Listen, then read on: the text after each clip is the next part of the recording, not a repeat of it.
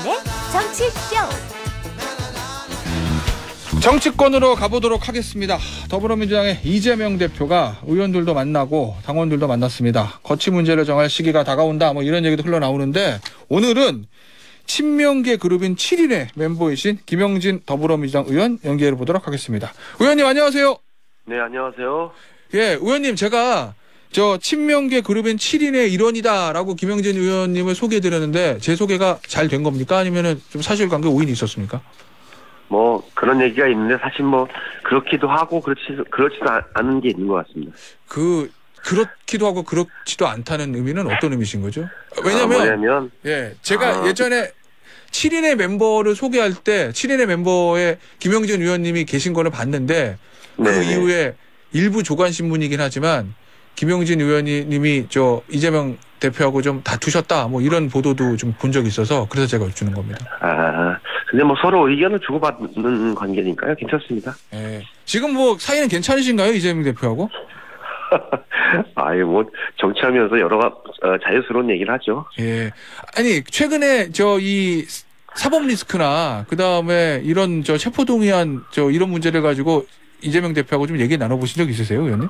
뭐 여러 가지 당내 현안이나 내용에 관해서 어떻게 할 것인가에 관해서 자유롭게 얘기를 하고 또 얘기도 나누고 그렇게 하고 있어요. 알겠습니다.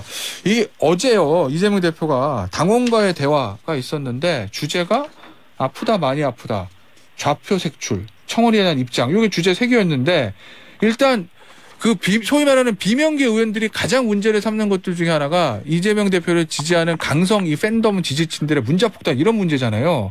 네네. 거기에 대해서 이재명 대표가 동지들에 대한 증오심은 최소화하고 총구를 밖으로 돌려라. 다름을 인정하고 단점보다 장점을 보자. 뭐 이렇게 얘기했다고 하던데 요건 어떻게 보시나요? 그게 뭐냐면 예. 여러 가지 문제가 있는데 예.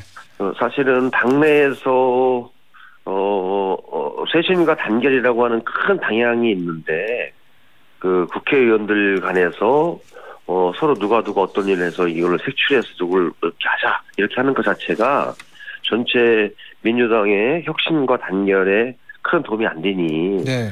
실제로 이재명 대표를 좋아하고 사랑한다면 그런 방향보다는 같이 단결할 수 있는 방향으로 노력을 해야 된다. 네. 그런 취지로 보고요. 예전에도 사실 팬덤이라고 하는 문제에 관해서 문재인 대통령도 그러셨고 이재명 대표도 그렇고 해서 너무 그것이 과도한 표현으로 하게 되면 당의 단결과 그 단합을 해치는 방향으로 가니까 조금 예. 조심하자. 그런 취지로 저는 받아들이고 있습니다. 알겠습니다.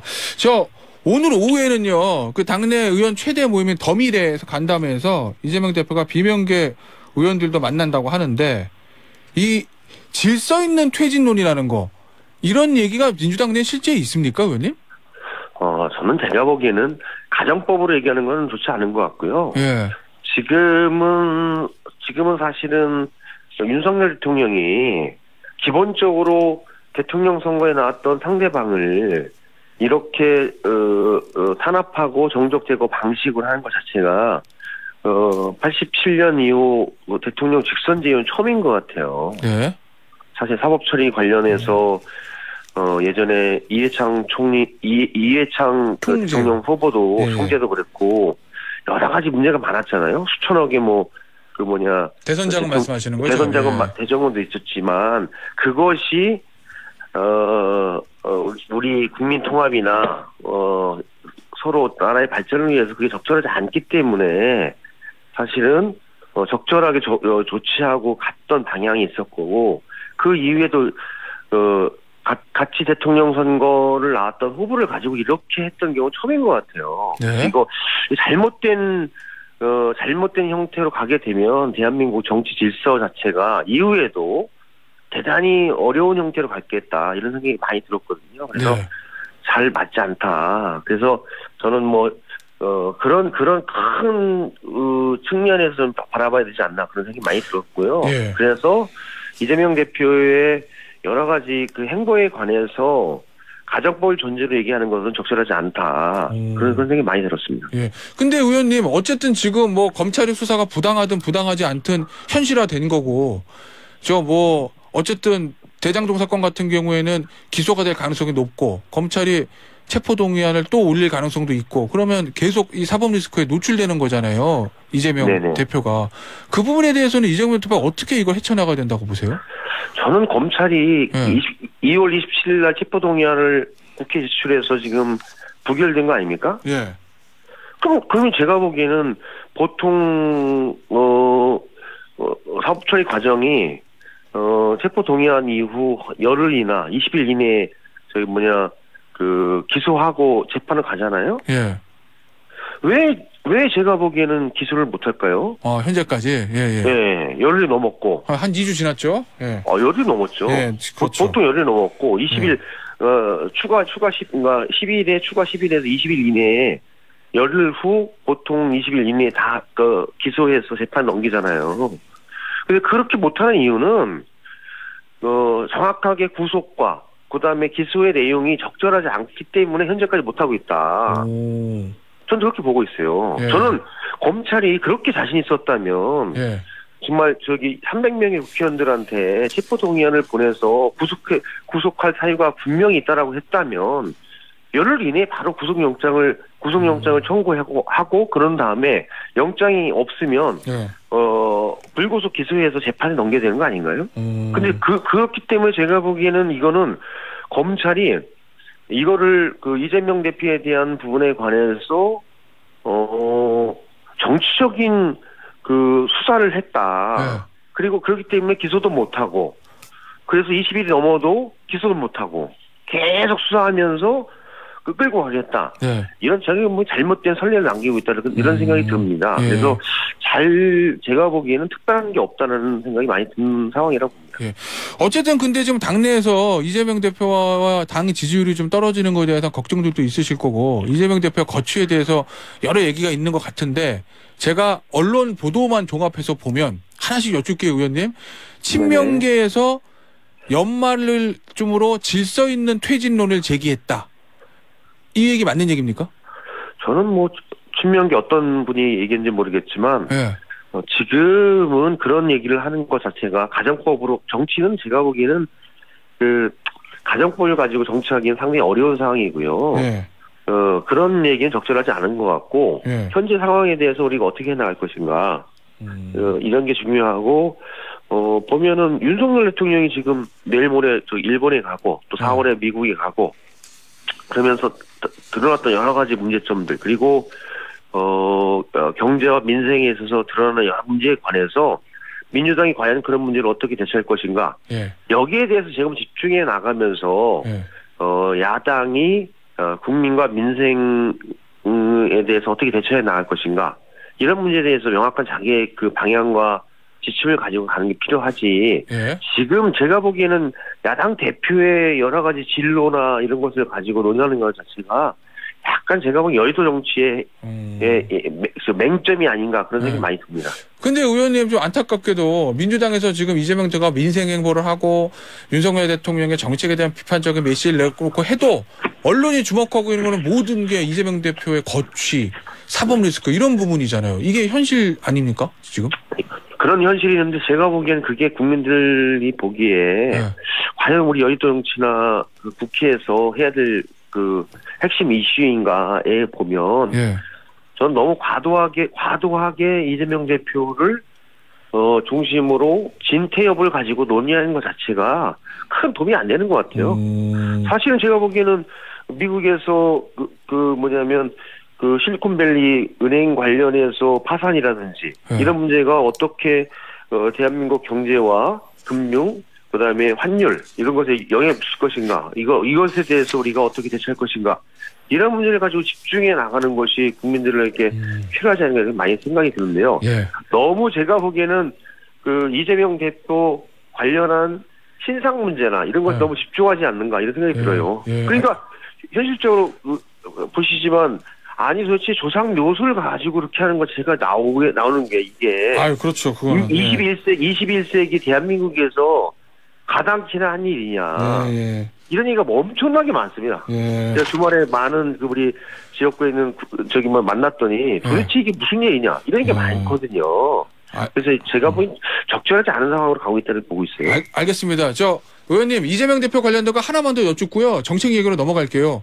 그 고민정 의원이 저희랑 인터뷰하실 때 늦여름 초가을쯤에는 이재명 대표에 대한 거취 문제 얘기 나올 수도 있다. 그리고 조응천 의원께서는 어제 이 지지율 보고 판단해야 된다. 뭐 이런 취지의 말씀하셨는데 이런 말씀들에 대해서는 어떻게 생각하시나요?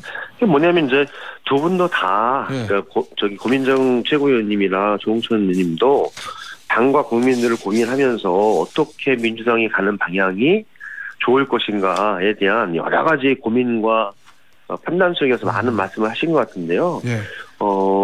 조금 더 깊게 생각을 해보면 그것이 대표의 거취 문제의 핵심이 아니라 도대체 원인이 무엇이냐. 뭐냐면 정확한 진단이 있어야 처방이 나오는 거 아닙니까? 예. 의사가 암인지 아니면은 뇌 질환인지 이걸 알아야지 지금 처방하는 거 아니에요? 예. 근데 실제로는 제가 보기에는 검찰에서 너무 과도하게 이재명 대표를 그렇게 탄압하는 형태로 나오고 있는 것에 대해서 우리가 어떻게 할 것인가. 과연 87년 육선제 이후로 대통령 선거 후보에 나왔던 사람들을 이렇게 했던 사람이 있었는가. 예. 그런 것에 대한 기본적인 좀 생각을 가지고 그 이후 우리가 어떻게 나가는 것이 국민들에게 민주당의 모습을 아니면 이재명 대표의 진로와 방향에 대해서 도움이 될까. 이런 것들을 좀 서로 넓게 생각을 하면서 서로 얘기하는 게 좋겠다. 그런 생각이 많이 듭니다. 알겠습니다. 자, 의원님 정책 얘기 좀 해볼게요. 네. 의원님 지금 환노위에 계시잖아요.